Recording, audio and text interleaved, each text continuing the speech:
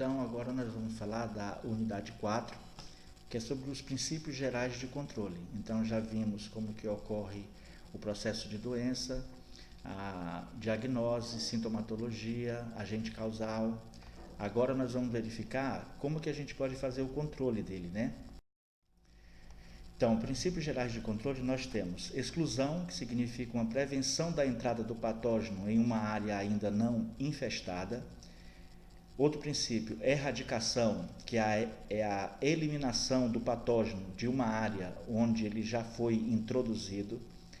Proteção, que é um princípio que vincula a interposição de barreira protetora entre o patógeno e a planta antes da deposição do patógeno.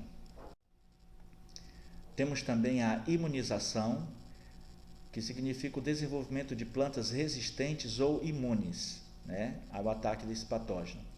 Temos a terapia, que é o estabelecimento da sanidade da planta. Marcionato, em 1949, incluiu novos princípios. Regulação, que significa modificações no ambiente, como alterando umidade, temperatura, solo, pH. Evasão, que significa prevenção da doença pelo plantio em época ou área desfavorável ao patógeno. Então, todos aqueles princípios que eu falei agora há pouco, você pode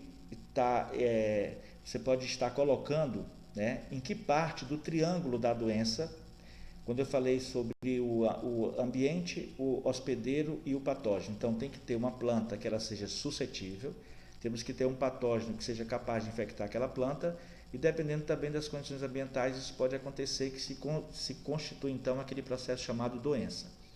Que momento que a gente pode atuar com uma medida dessas aí? Então, quando a gente está falando de ambiente, a gente pode estar usando uma medida de evasão ou regulação. Quanto ao hospedeiro, a gente pode estar atuando com proteção, imunização, terapia. E quanto ao patógeno, a gente pode estar usando exclusão, erradicação e evasão. Eu reitero que você deve ler o seu livro guia, é onde tem mais material, e também ampliando o teu conhecimento com o nosso material de apoio.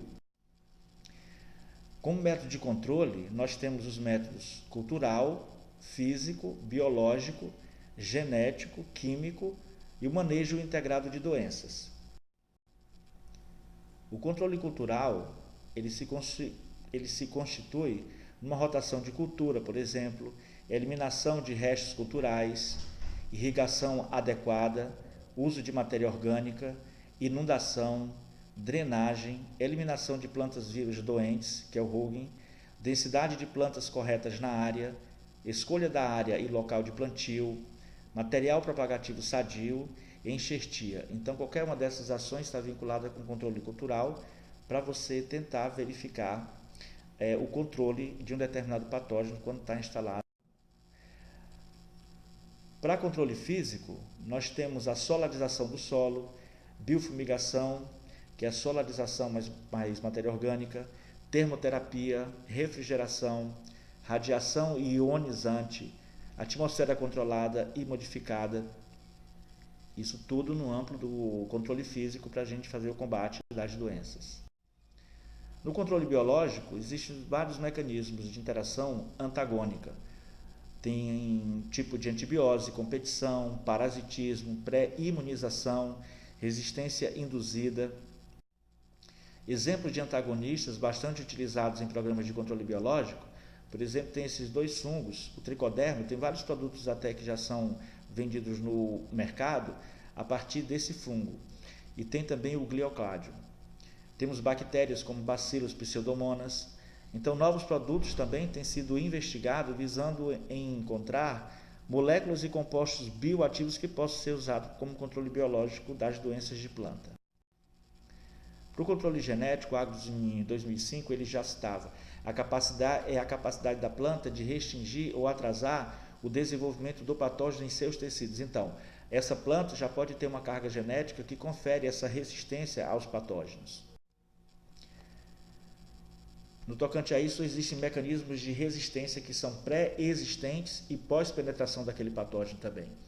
Como pré-existente, a gente pode dizer que tem a espessura da cutícula da planta, e tem também compostos fenólicos ou outros compostos tóxicos que ela produz, sintetizando de modo que iniba a penetração desse patógeno.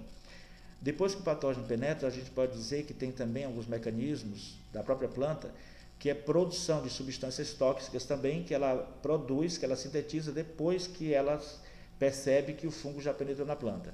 Existe uma formação de barreira de cortiça e lignina da própria planta, bem como a formação de tiloses e papilas. Tipos de resistência, nós temos dois, vertical e horizontal. Resistência vertical ou qualitativa, ela é específica, é monogênica ou oligogênica. O que é isso? Tem poucos genes ou apenas um vinculado com a resistência daquela planta. E não é afetada por fatores ambientais, exatamente porque tem poucos genes envolvidos na síntese dessa resistência. Resistência horizontal ou quantitativa, ela é inespecífica. Então, vários genes são sintetizados para conferir essa resistência. Por isso que a gente fala que ela é poligênica. Então, nesse sentido, ela pode ser afetada por fatores ambientais. Para controle químico, existe lei, tem a Lei 7.802, tem o Decreto 4.074, que regulamenta essa lei, então que ele fala sobre a pesquisa, experimentação, produção, embalagem e rotulagem, classificação, controle e a inspeção e a fiscalização dos agrotóxicos, como os produtos fungicida, bactericida, nematicida, inseticida, acaricida e herbicida. Existe uma classe, a classe toxicológica está vinculada com a cor. A vermelha é extremamente tóxico, a amarela altamente tóxico, a azul medianamente tóxico e o verde é produto tóxico, é o que tem uma menor faixa, né? É um menor problema. Nas formulações, como que esses produtos podem vir para o mercado? Granulados, pó seco, pó molhável, suspensão concentrada, concentrado emulsionável. Quando você vai aplicar esses produtos, quem aplica tem que ter uma proteção muito grande, porque ele pode se intoxicar com esses produtos também. Então, isso aqui está sendo mostrado aqui nas figuras, o modo como pode ser aplicado esses produtos no campo. Aqui tem o EPI, que é o equipamento de proteção individual, então você tem que estar com máscara, tem que estar com roupa adequada, avental, luva. Então você tem que ler o rótulo daquele produto quando você vai usar no campo, tem que ver a hora que você aplica isso, então tem todos os requisitos que você tem que levar em conta quando você vai aplicar o produto químico. Bom, esse é o nosso último módulo. Peço que vocês façam uma revisão da aula, lendo novamente o seu guia de estudo, bem como os links das aulas online que eu disponibilizei e o material complementar. No caso de dúvida, pesquise os termos desconhecidos. Você pode tirar dúvidas também com o nosso tutor ou propriamente também comigo. Ficamos à disposição e esperamos que ao final do curso você realmente tenha essa capacidade de ter o discernimento e o conhecimento, né, acerca da microbiologia agrícola vinculado com os micro-organismos de um modo geral, fungo, bactéria, vírus, nematóide, protozoários. Eles podem causar problema para a planta. Em causando problema para a planta, como que você pode fazer a diagnose, a sintomatologia e a identificação desse agente causal, bem como o seu controle, né, vinculado para a área, quando você está falando comercial. Esse controle geralmente é aplicado quando chega a um dano econômico. Então isso tudo você vai ler no nosso guia. Aqui não tem como a gente falar sobre todos esses assuntos, então o principal a gente comentou aqui. Esperamos realmente que vocês tenham um bom aproveitamento. Obrigado.